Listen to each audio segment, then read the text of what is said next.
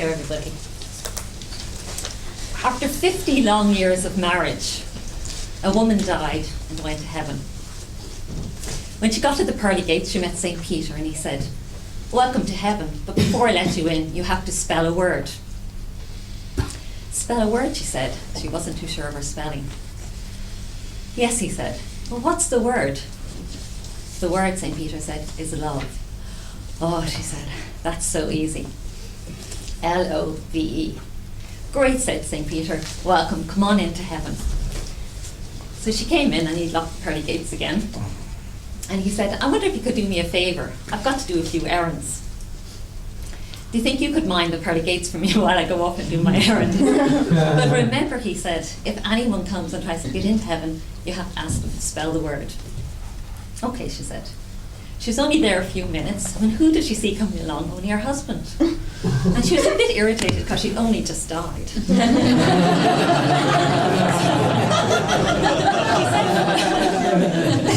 She said to her husband, "What are you doing here?" And he said, "Oh, well," he said, "I saw you lying there in the coffin and I thought I might as well follow you on up to heaven."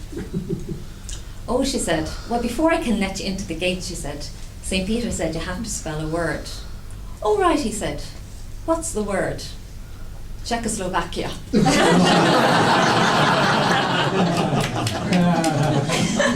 Mr. Toastmaster, fellow members, welcome guests.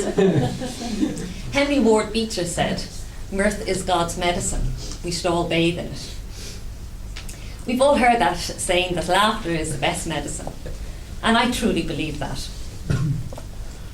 I'm a bit annoying at home sometimes because if people are a bit down, I say, "Okay, smile. Let's release the positive, happy hormones." People get a bit annoyed. But I want you to try it now. Can you turn to the person beside you and just give a big smile? Come on. Can't you feel the happiness flowing? And remember, any time to laugh is a good time. But is there any scientific evidence that supports the theory that laughter has a therapeutic value? Well, apparently back in the 13th century, surgeons were actually using laughter to help people distract them from their pain. And in the 20th century, there was a lot of experiments done on people to try and figure out, did laughter actually help? So they tested people before and after humorous events. And basically, they did find that what happened was that after a humorous event, their blood pressure lowered, their pain levels went down, and their immune system was boosted up. Medical journals also reported the fact that people with chronic illnesses were found to have much better quality of life when they had laughter therapy. As a result of that, around the world, a lot of hospitals are now using laughter therapy as a kind of an alternative medicine. And there's the cancer center, treatment centers in America. And what they have done is introduce laughter clubs. They use an integrated approach in treating cancer, and they actually have laughter clubs for people. Now, laughter clubs actually use physical exercise, or laughter as a means of like a physical exercise. And I want to show you how this is done, but I have somebody here who's going to help me and show you what to do. Okay, so this is Seamus. I'm Seamus. Now, I want you all to please stand up. Now, the next thing you have to do, follow Seamus and put your fingers on your cheekbones.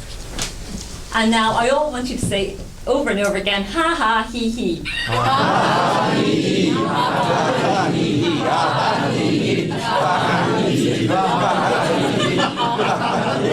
Very good. You can all sit down now. Thank you.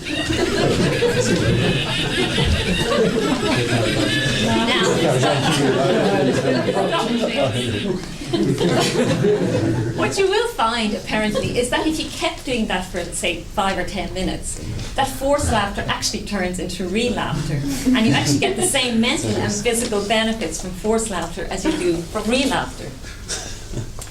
And what's happened around the world now, there are laughter yoga clubs. And this was actually started by an Indian doctor in Mumbai in the 1990s. And what he started to do, he got a group of about 5 older men, for some reason, to start with, and they went out to parks early in the morning, obviously so people wouldn't think they were mad. So they stood around and they started laughing. This has developed so much worldwide that apparently there are now 8,000 laughter clubs around the world in 65 countries.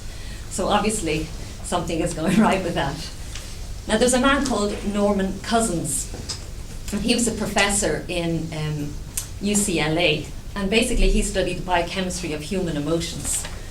He himself believed that, you know, if you had an illness, that you could actually help yourself get better by using laughter. He himself was diagnosed with a serious heart disease, and he was told he actually didn't have a very long time to live.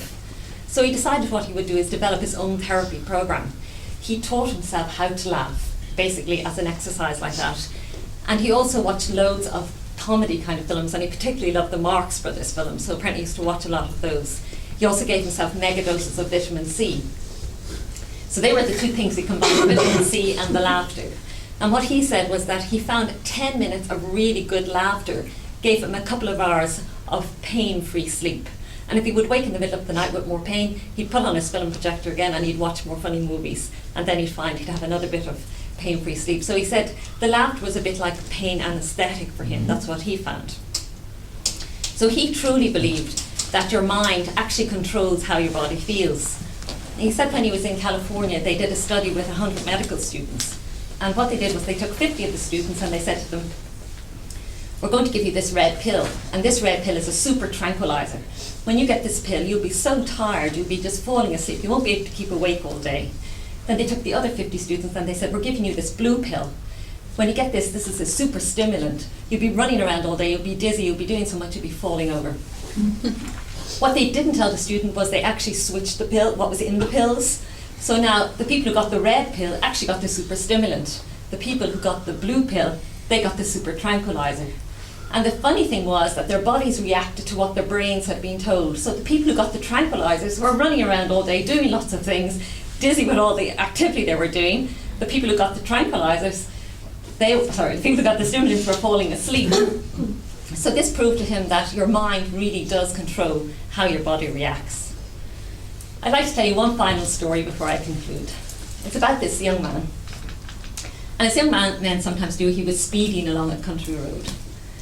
Unfortunately, as he was speeding along, a hare ran out into the middle of the road and he had to jam on the brakes suddenly to try and avoid it.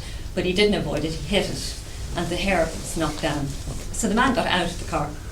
And being a young guy, he was feeling a bit sorry, and he was thinking, I didn't mean to knock down the poor hare, the poor thing was dying on the road. So what happened then was he saw a priest coming down the road and he said, I wonder, Father, can you help me, because I didn't mean to knock down the hare. I know I shouldn't have been speeding, but I was. Maybe you can help. So the priest said, okay. So the priest said, I'll see what I can do. And he put his hand in his pocket and he took out a bottle and he sprinkled the hare. And next thing, the hare jumped up, ran down the road, turned around and waved. Ran down the road again, turned around and waved again. And the young man said, Our Father, what was in that holy water? That was some powerful holy water you sprinkled on that hare. He said, it wasn't holy water at all. It was hair restorer.